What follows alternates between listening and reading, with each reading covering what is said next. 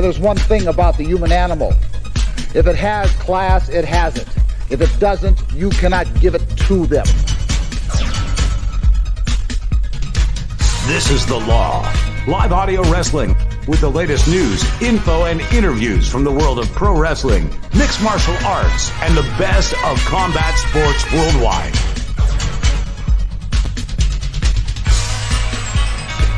You broke the all-time record for the largest gathering of trailer park trash The Rock has ever seen.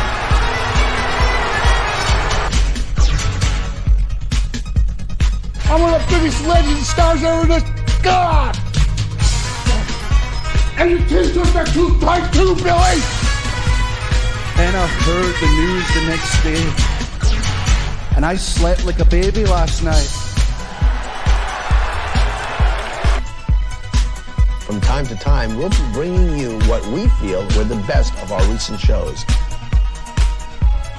Like me or not, I didn't come up here to be liked. I came up here to get paid. And whoever you put in front of me, I'm going to drop you down. Yeah. Dummy. Yeah. Dummy. Yeah. I've had them down there on the dirt. I know what it's like to eat out of garbage cans, man. I know what it's like to sit there on the street and do nothing. I know what it's like to fight. Now, here are your hosts, Chris Tidwell and Bradie Whetham.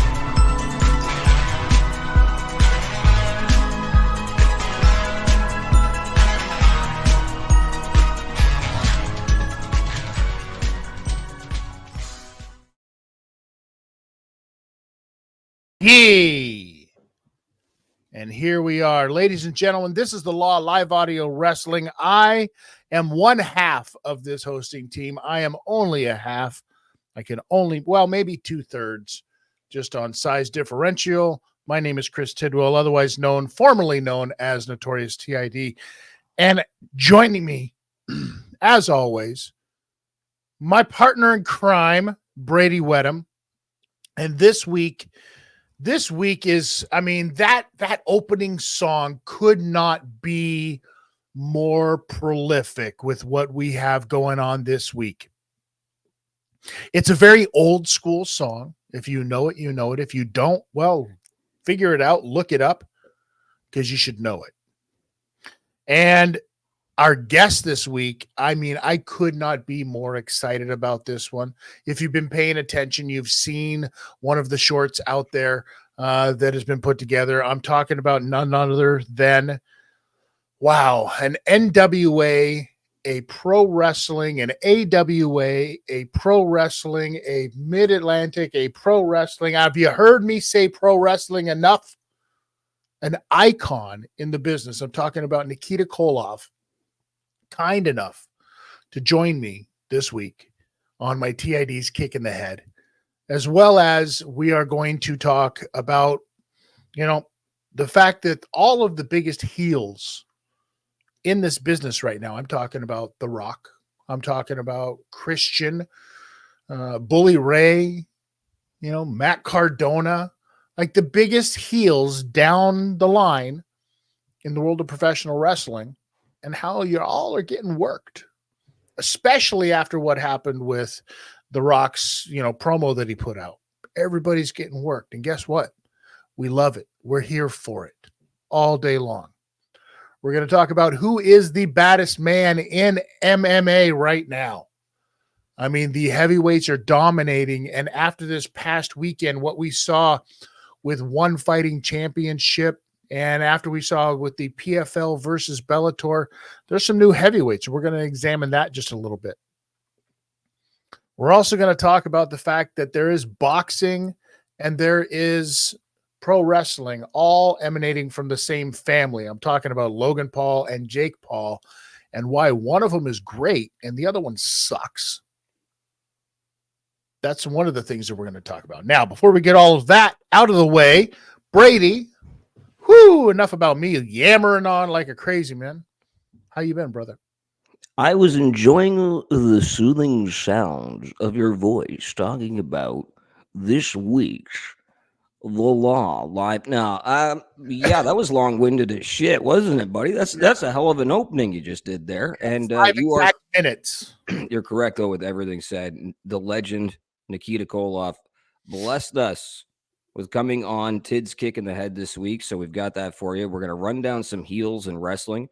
We're going to talk a little MMA. We're going to talk a little bit of boxing. We're going to talk combat sports and sports entertainment. That's what we do here, and I am excited for this week. We have Sting's last match coming up tonight. Depending on when you're listening to this, it may have already passed, but there's a lot going on. So let's take a quick commercial break, and when we come back, we will crack open this can of tuna that is the Law Live Audio Wrestling.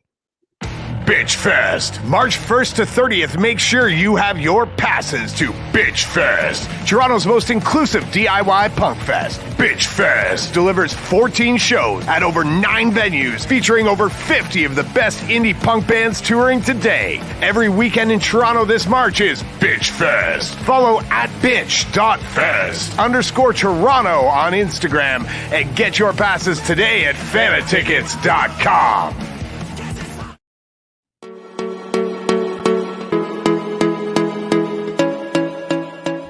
KJ. Well, welcome one and all. It's KJ with another classic clapback. And here we're going to be talking about, well, let's talk about lying. Let's talk about the lies and the truths of pro wrestling, and what better to tell that than with a lie detector test. I'm talking SmackDown 2003 in April, and we are going with Mr. McMahon and the lie detector test. So what happened? Mr. McMahon, Mr. America. We need to get to the bottom of this. We need to figure out if Mr. America is in fact Hulk Hogan. We hook him up to the lie detector test. We've got the bing and the sound effect going on to indicate the lies and the truths. Well, Mr. America, of course, 2 separate people. He passes with flying colors, baby. So it must be rigged. Vince McMahon gets on in there, and of course he is outed as a pervert, power-hungry freak, as well as the biggest asshole on God's green earth. Well, ain't that the truth? And until next time, I've been KJ with a classic clapback. Oh, by the way, Vince McMahon once ate yak butter off an intern. Until next time.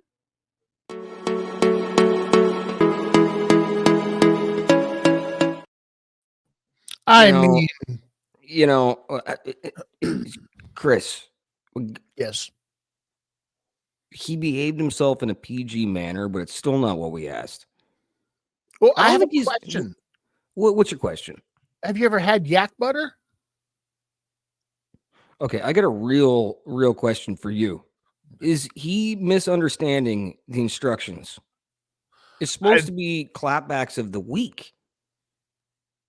I mean, it could very well be that he is misunderstanding the mission. Maybe he doesn't understand the mission.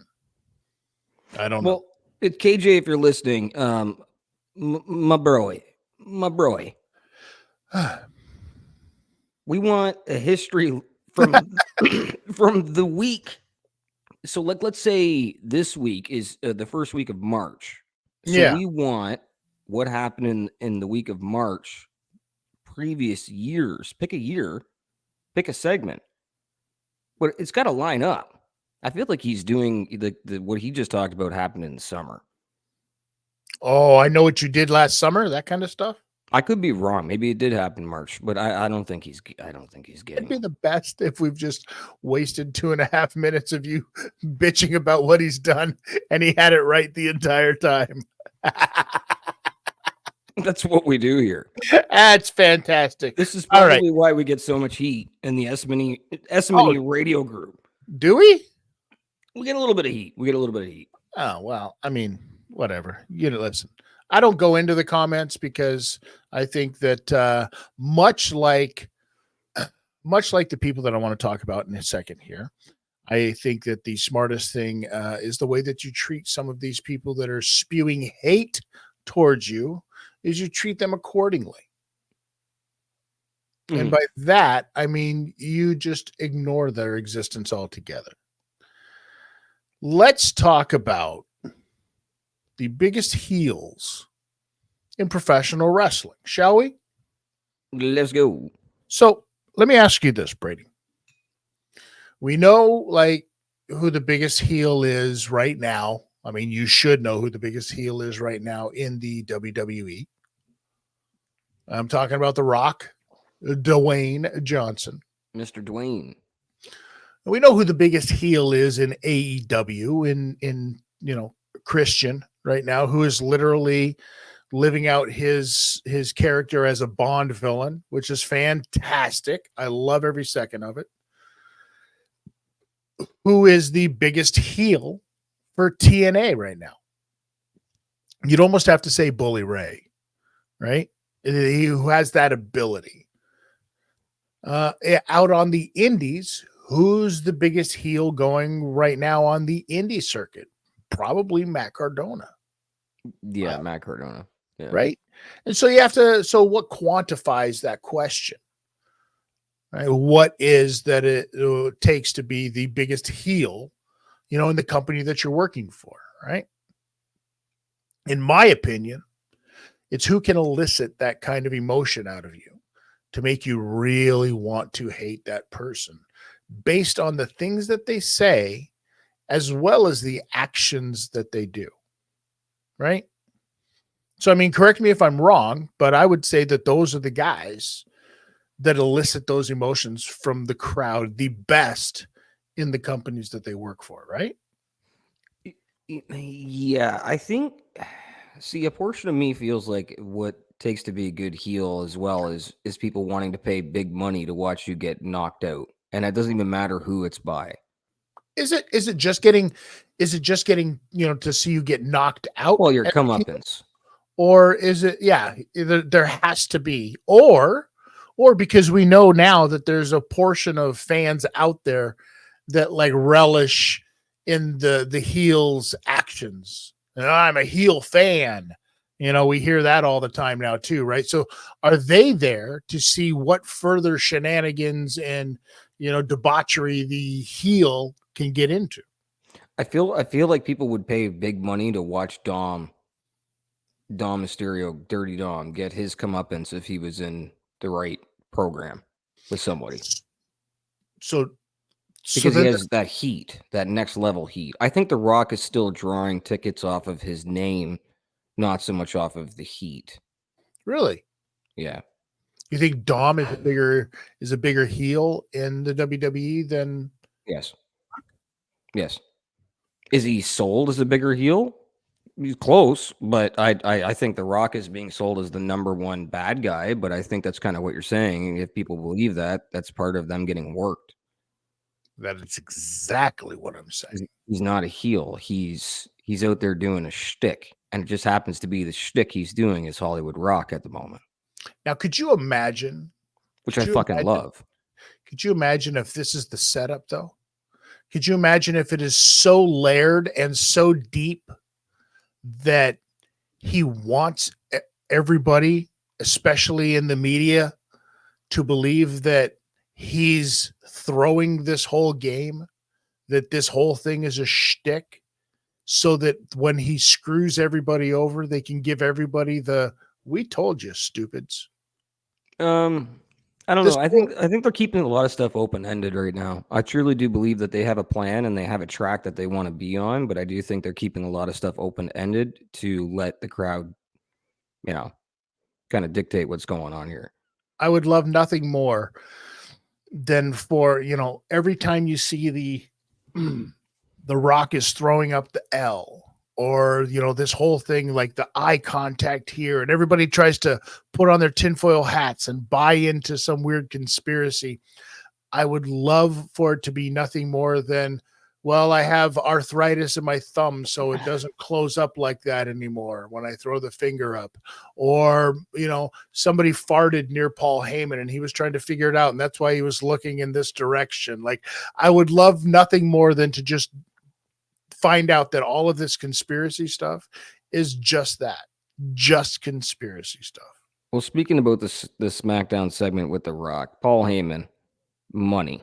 Not since Bobby Heenan have we seen anybody that has been so beautiful in the background. Doesn't even have to do anything. He's just his little, you can tell when the camera pans a little bit and they just see Paul and he's doing that behind like Jimmy's shoulder, or you just catch the half of his face like this off the microphone. You know what I mean? Like, he is selling this perfectly. That when The Rock basically was giving Roman the head of the table and acknowledging him as his tribal chief, they panned over to Paul, and Paul's face, man. Oh my goodness. Just beautiful. I love what they're doing. Isn't that part of that's part of the allure? That's part of the show. That's part of the program. That's part of the sell. Mm-hmm. And nobody does it as good as WWE, because they take into consideration that there has to be layers to what it is that they're trying to get out to you. And just like in a movie, just like in a TV show, you have to have those camera angles. You have to get ready to go to this person for this shot, for this sell. And I think that this is one of the things that just makes WWE that much better. I've said it before, and I'll continue to say it again. The WWE is a television program that happens to be about a wrestling company.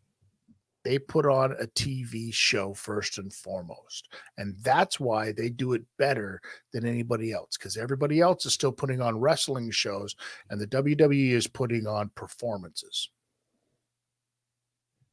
Period. I can't disagree with you. As much as I would like to keep this conversation going and having a back and forth, I actually can't disagree with you. I think the WWE, you're right, is perfect when it comes to. Yeah. It's perfect when it hits. It's perfect. But there's a lot of times it doesn't hit. It's because of the amount of content they're putting out. Do you think that's do you think that's part of it, or do you think that there's also, when you go down the roster of the WWE, it's really easy to pick out a lot of really good heels and really good baby faces for that matter. But you can pick out, for example, The Rock, Dom, just like you said, just a minute ago. There's two right there that are able to draw an infinite amount of heat. Mm-hmm. You look over in the other companies, it gets a little bit more scarce to be able to draw that many heels out of that lineup. I'll tell you why it won't happen in AEW, because anybody that could actually get real heat outside of Christian is scared to. Why is that? I don't know. And I don't know if it's ego, if it's social media, if it's that they don't want to commit, if they don't understand the business. I have no idea. Maybe it's a little bit of all of the above. The Young Bucks knew a year and a half ago that they could have been the biggest heels in the business. Okay. And they didn't do it until now. Do you think too late? Do you think that it's one of those instances where the company itself, we know where it came from, and the birth of it, I mean, even the way that they sold it on their very first show was very social media driven. No, 100%. And it was very driven to the point where it was like, oh, we're the pro wrestling community. We're the IWC, and we're looking for an alternative. And everybody got behind it and this love for it. And so the entire base behind that company is the acceptance by the internet wrestling community. And maybe they don't want to upset the cart, right? That is the IWC. And so maybe that's why some people are very much, like you said, not willing to take that uber heel position. Whereas somebody like Christian is like, I'll do it.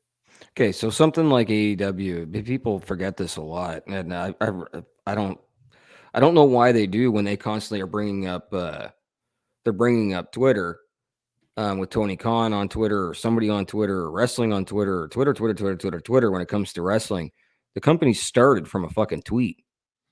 Tweet? It started from a tweet. A tweet? A tweet. Tweet? What do they call it now? I don't have Twitter. So what is the X thing? What do they call it now? What are you putting out? To tweet. No. Okay. No, to tweeting. This, I don't like this. No. What I'm saying is the company started from a tweet. It was something between Meltzer and Cody Rhodes, and the boys got in on it, and they're like, yeah, we could sell out. It was an indie show, right? It turned into one of them gimmicks. Man, I said I wasn't going to mention that fucker's name this week, and I did. But it started from a tweet, so I'm not surprised that it's run and under the influence of said social media platform. Right. I think it's a Twitter company. So I think they got to keep Twitter happy, and I think that maybe, but I mean, that kind of falls into what I was saying is they're afraid 100% it does. They're afraid to upset the cart. Yeah, right? Because the problem is with Twitter too, and maybe it's not everybody on there, but the majority of wrestling fans, it seems like on Twitter, are extremely, and I hate the word toxic, but they're nuclear. Nuclear.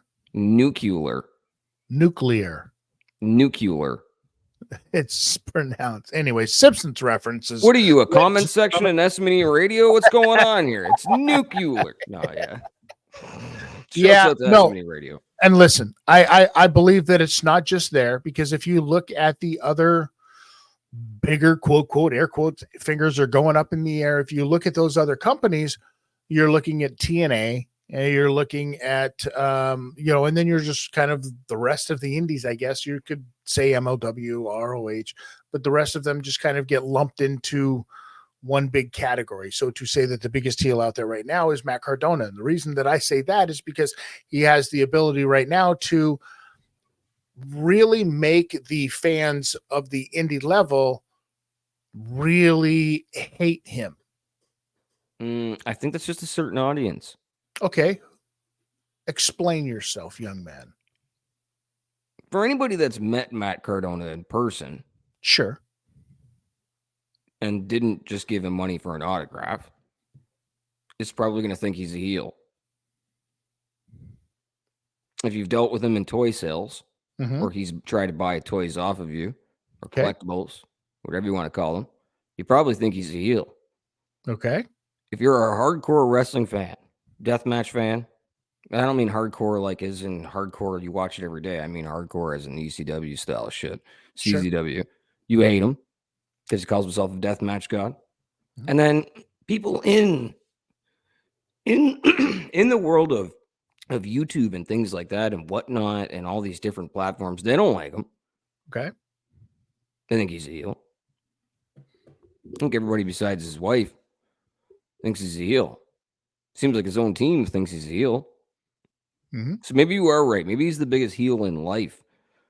And that's what makes him the biggest heel in the indies. But I see him smiling and laughing with a lot of fans. Like MJF, when MJF was doing his thing, when he'd go to a convention and you'd wait with your little chase figure, one out of like 100, and you'd wait in line all fucking day for this guy to sign it, and he just signs it, then stamps on it and throws it, and now it's like pretty much worthless outside of the video you got. That's some heel shit. Give me that. But it's too few and far between. And this kind of leads us, Brady, to our T.I.D's kick in the head later on today, because we're talking to a guy, like I said earlier, we're talking to a legend in Nikita Koloff, and Nikita Koloff, one of the first guys to really live that gimmick. No matter where you went, no matter if you were at the restaurant, you were at the bar, you were, well, probably not the bar because you didn't see him there. You were at a bookstore, you were at a movie theater, no matter where you were, if you ran into him, you were getting that character, that person that you saw on TV. You were getting that accent, you were getting that voice, you were getting that persona. So I think that it doesn't happen enough. So kudos to guys like Matt Cardona, kudos to guys like MJF, right? Kudos to guys like Christian, who are really, really pushing this heel character for themselves. I got another really good heel in WWE that we could give it to me. Segue. Logan Paul is a great heel. One of the better heels in the company. Logan Paul. Oh, well, yes. Now, what about his brother? Speaking of heels. Well, transition. Listen, if we're going, I would say that they are both heels. Okay. And here's why I'm going to say that in two different ways, because I think that Logan Paul is a heel in the world of professional wrestling. I think that Jake Paul is a heel on the piece of bread that nobody should ever use for anything in their entire lives ever. Period. I don't know how it is that Logan Paul is doing so well. He is an athletic phenom, if you ask me. Is the fact that he has been able to come in, embrace the world of professional wrestling, and do so well is fantastic. Kudos to him, and kudos to his ability to be trainable, because his trainers have definitely done a very good job getting him into the position so that he can succeed. There's no doubt about that.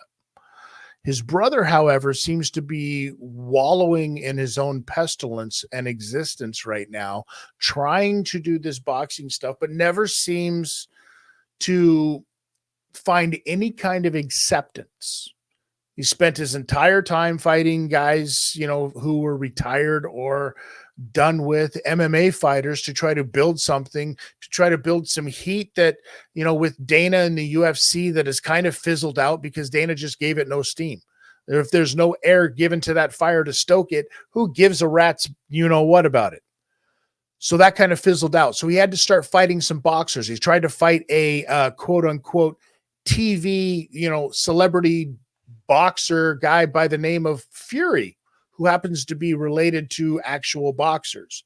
But Tommy is actually he does not carry the same kind of name as, say, his brother Tyson. That's for damn sure. He got all of his notoriety from being on a reality show in Britain.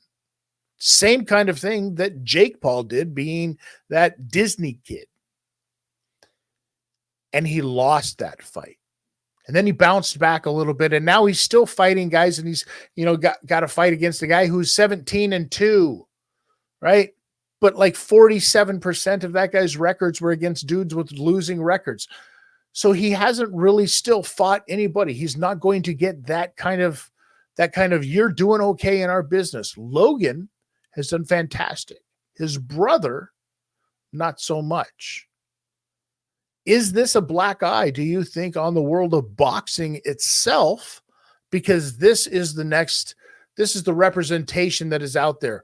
When we talk about social media and we talk about, how much control it has over people in professional wrestling not wanting to take that step as that big heel, does it also do that same kind of thing in the world of boxing, where this is the reason that we know who Jake Paul is in the world of boxing, is because of his social media presence? And is this a black eye on boxing? I don't think it's a black eye on boxing, because I think boxing has been in trouble for a very long time. I think there's a couple different stages of it. So when you had Mayweather on top, avoiding the fight with Pacquiao, and Pacquiao avoiding the fight with Mayweather, whoever was responsible for that going on, as long as it did, I think that was the beginning of the end. And then there was another middle point where, you had influencer boxing started, and it drew more than real boxing. So exactly what people were saying. So when Canelo left Oscar De La Hoya, like when he had hooked up with him a couple of years ago, and then he left his promotion, because I know that people were starting to think, oh shit, with Canelo and Oscar opening up a promotion, like maybe there's some hope for this. Like this is going to come back. Like Showtime is starting to, smarten up. Everybody's smartening up. Let's get boxing back on track. And then influencer boxing happened and became a huge thing. And I think this just showed what boxing has been doing the whole time, which is not giving anybody the real fights. There's pampered records.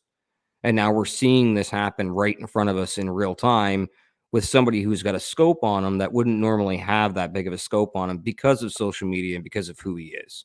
Well, I mean, the last time that boxing gave us a big fight that everybody was clamoring for so long was probably the Terrence Bud Crawford, Errol Spence Jr. fight. Everybody wanted that for so long. We want this. And they finally got it. And Bud Crawford housed Errol Spence Jr., cleaned his clock Like he shouldn't have even been in there. So careful what you wish for, people. Sometimes these promoters actually do know what they're talking about. I think going forward, the biggest fight to probably make, in my opinion, for Canelo, who is he's the biggest fighter in boxing, let's face it. I think the fight to make for him is David Benavidez. If you don't make that fight sooner than later, you're going to fall into the same kind of category that you did with a Floyd Mayweather and a Manny Pacquiao. Floyd Mayweather fought a lot of guys in his career. There's no doubt about it. But you talk about the guys that he fought them at opportune times. Yeah. Floyd Mayweather beat Canelo. Think about that. But he fought him when Canelo was not the Canelo that we know now. Canelo now is somebody that, like, you heard Jake screaming for Canelo for a couple of years, and then Canelo finally said, all right, I'll fight you. And Jake hasn't brought it up since. Yeah. I think that's his dream fight. That's his dream fight, but he's going to wait until Canelo's 45. That's everybody's dream fight. And everybody's going to try to wait until somebody like that is 45. Right. And I mean, that time is actually a lot closer than you think for somebody like Canelo. He's been around for a minute. And there's a lot of guys that are moving into that weight category, that 168 kind of division, right? Because they want that money fight because they know that Canelo is not going to be around for very long. So listen, let's get it going. Let's get it happening. I tell you what, Brady, we're going to take a quick break. All right. We're going to switch gears just a little bit here. And we're going to go away from boxing a little bit. We're going to talk some mixed martial arts. Who really is the baddest dude in MMA right now? And yeah, I mean, you got to go with heavyweights. So that certainly leaves you out of the equation, Brady. I'm sorry to say. So yeah, listen, it's not my fault. It's not my doing. It's just is what it is. But we'll take a quick break and we'll get your opinion on some of these guys right here on the Law Live Audio Wrestling. I'm Chris. He's Brady. We'll be right back right after this. Do you have a podcast? Are you looking for high-profile guests for your show but don't know how to get in touch with them? Go to podstars.net. That's podstars.net. For less than $9 a month, you can get access to a huge selection of celebrity guests like wrestling superstar The Blue Meanie, to musicians like Marty Ray, and even actors like Tom Arnold. Podstars is the place to go to connect with everything you need for your podcast. So go to podstars.net with a Z to get signed up. At podstars.net, you'll be happy that you did.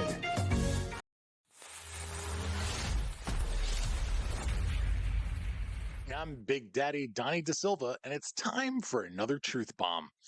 You know, a couple of weeks ago, I talked about the Darby Allin promo leading to AEW Revolution, and I need to revisit that angle this week because Sting's going to retire today, and this is going to be my last chance to really talk about it. First off, I hear all the time that I never put AEW over and I'm always burying them. That's just simply not the case. I tend to speak out about things I really like or things I really don't. And in the case of All Elite Wrestling, there tends to be a lot more of the latter. That being said, AEW has done an infinitely better job with Sting than WWE did. Now, I'm sure Vince McMahon had his reasons for handling the Stinger the way he did, not the least of which being the fact that he was a big star from somewhere else who refused to come to the WWE until the twilight of his career. But let's be honest, they did not give the painted face star the run he deserved. AEW has successfully made Sting feel special again. From his production to his spot on the card, they've done a pretty good job. Sure, you can argue that a 64-year-old in a company filled with young freak athletes shouldn't be 25-0, but they used him as an attraction, and if nothing else, he's definitely helped elevate Darby Allin.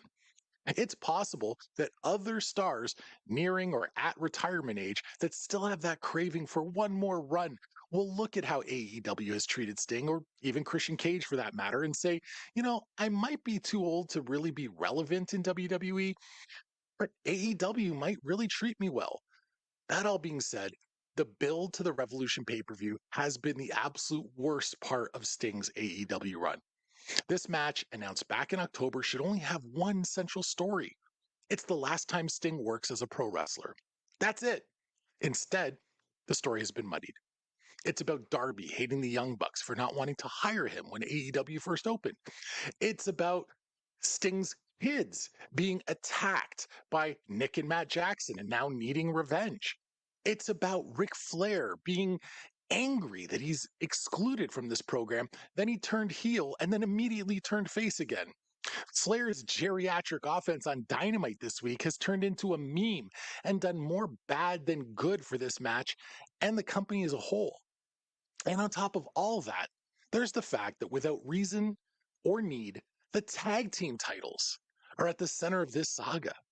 Why? Would it have been too much to ask to have a program completely centered on the man who generations of fans grew up with and are going to miss? Couldn't they have pivoted to this Darby Buck side quest afterwards? If Flair needed to be involved, all he had to do was be a corner man, and maybe he throws a chop at Brandon Cutler or something when he tries to interfere, and then he can be in the ring and hug his longtime friend at the end. Sometimes less is more. In this case, a lot less would have meant way more. I'm Big Daddy Donnie. You don't have to agree with me, but it's the truth.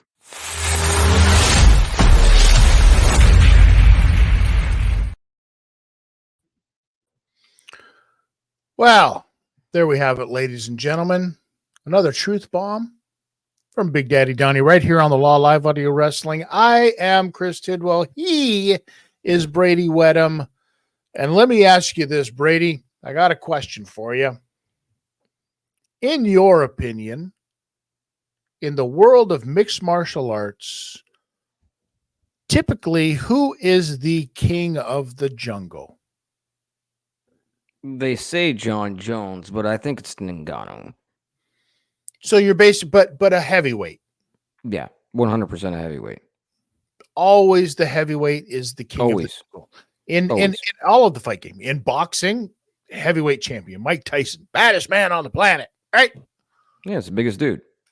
Well, not Tyson, but no, anyway. But I'm saying like in heavyweights, like usually it's one of the bigger, badder dudes. Brock Lesnar, Fabricio Verdum, you know what I mean? Like these big monsters of human beings.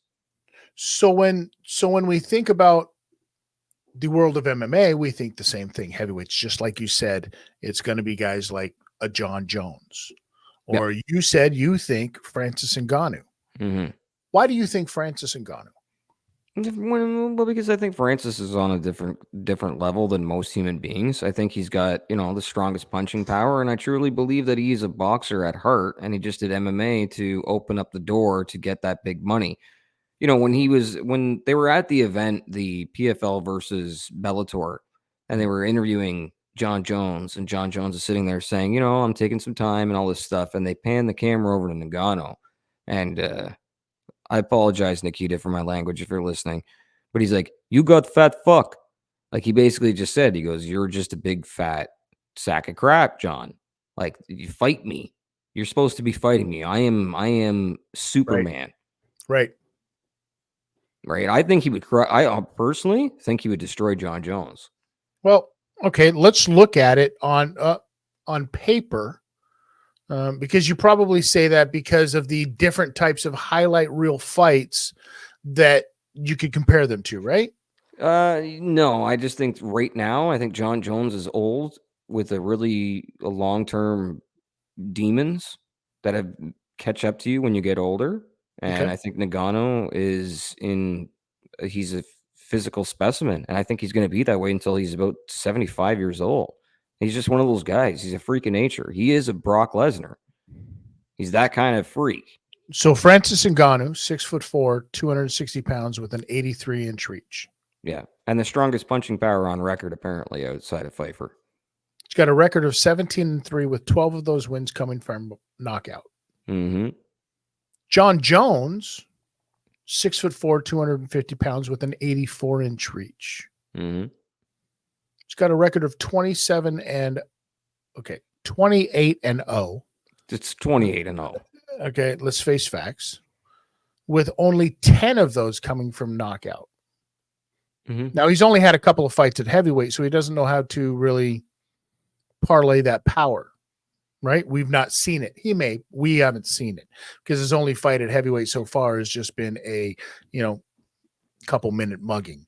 It's there, right? But it's not on the level of Francis.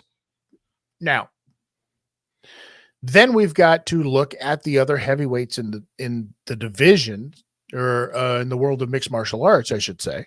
Mm-hmm. And we're talking about a guy who fights in PFL, the guy that Francis Ngannou should be fighting in PFL if he ever comes back to the world of mixed martial arts. That's a different topic that we will probably discuss more in detail right here on the Live Audio Wrestling. Cheap plug to all of you that are already listening. Doesn't matter anyways. I'm saying that Francis Ngannou, his status in PFL, still under contract. If he comes back, he has to fight the only guy that got the win when they did PFL versus Bellator, the guy that knocked out Ryan Bader in 20-some seconds. I'm talking about Renan Ferreira, the problem that they call him. No, now, he's a problem. He is 6'8", 260 pounds with an 85-inch reach. Trains out of Team Nogueira. He's 13-3, which means that he's lost 3 times. Now at heavyweight, we know how much this can happen, but out of those 13 wins, 11 of those wins are by knockout. Mm-hmm.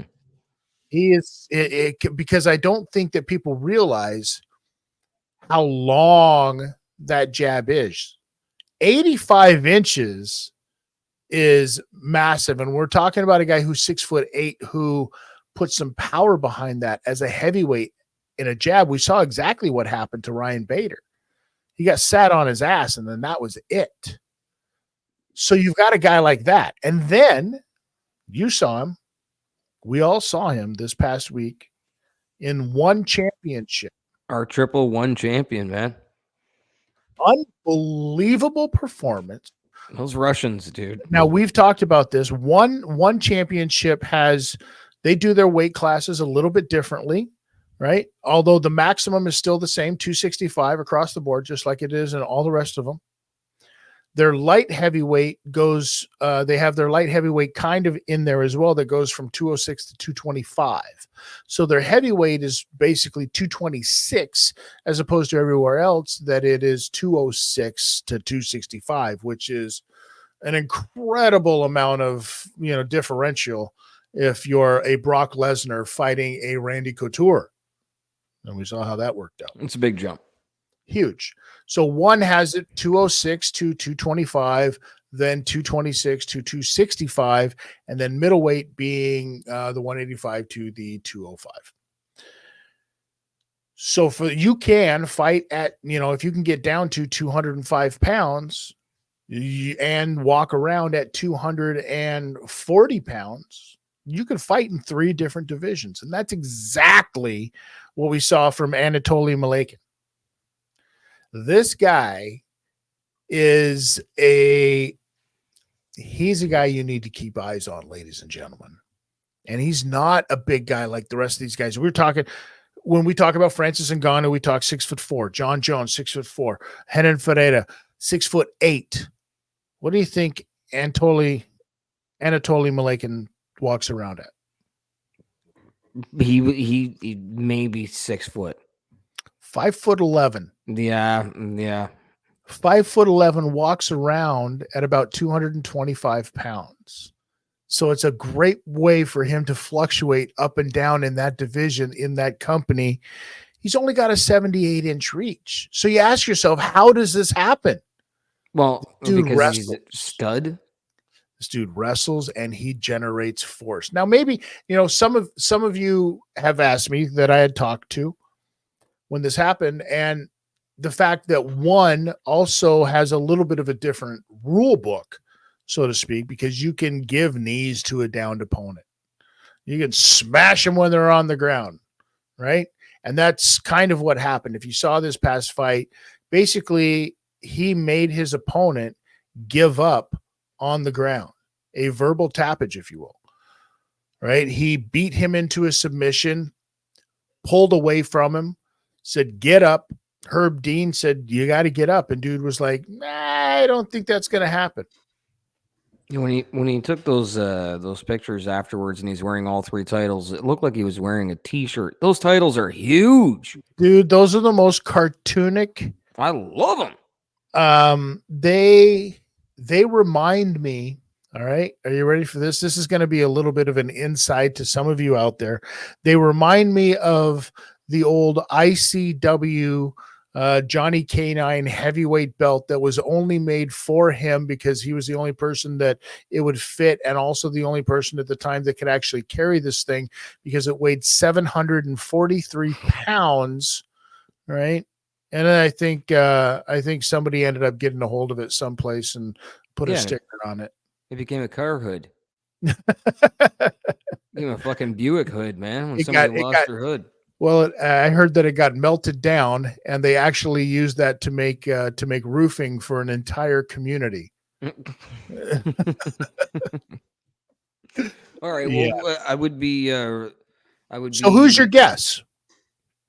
Who? What? I said Francis. That's your the baddest man on the planet to you. Yeah, that's my baddest man on the planet right now. Interesting. Francis, yeah. If we're talking about combat sports.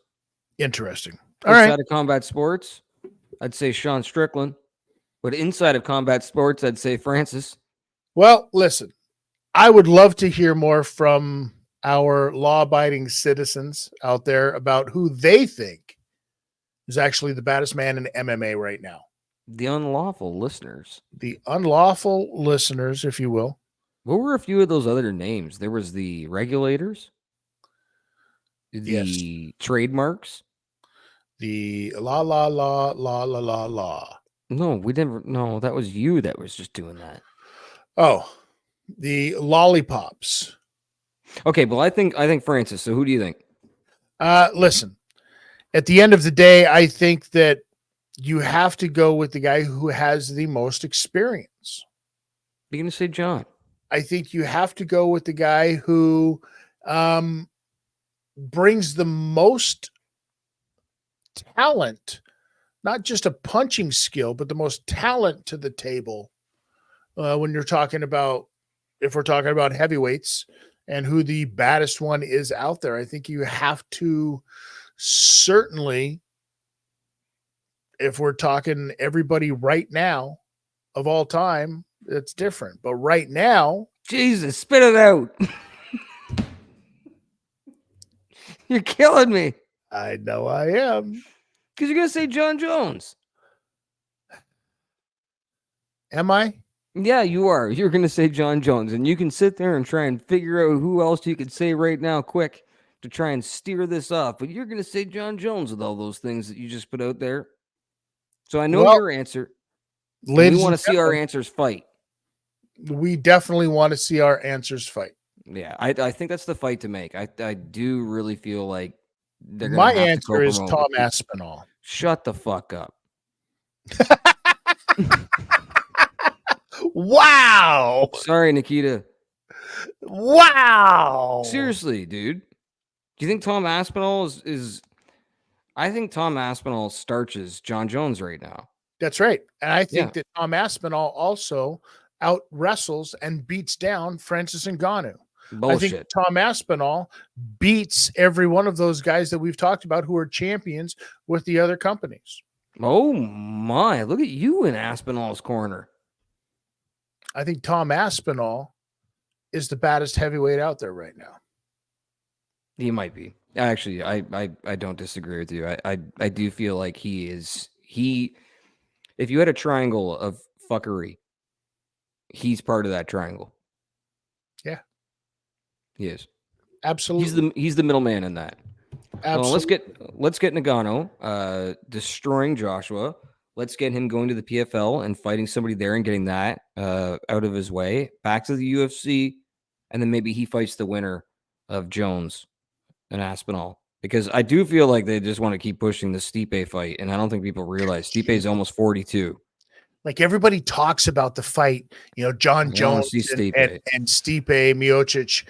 Everybody talks about the fight with John Jones and Francis Ngannou. Everybody talks about the fight with Francis Ngannou and Anthony Joshua. But could you imagine we live in a world where you get to see a Tom Aspinall coming into his prime fighting against a Francis Ngannou? Oh, man, give it to me.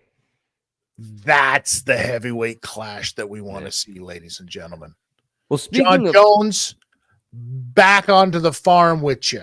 All right. Speaking of icons that are heavyweights. Yes. Former heavyweight champion. Now a tag champion. Sting is wrestling his last match tonight. Mhm. What do you think about that? Listen, all good things must come to an end. Mm-hmm. And Sting is a guy who has definitely earned every bit of accolade that he's ever gotten. I think that he was only misused once in his entire existence. And I think that that was by the WWE. I don't think that they quite knew what to do with him when they had him at the time that they had him. I think that TNA handled him better. And I also think that AEW has done a good job of handling Sting with who Sting is, where he is in the world, what he means to the business, and what you need to do to these kinds of talents on their way out. I think that Sting is one of those talents that you don't see a whole heck of a lot of anymore.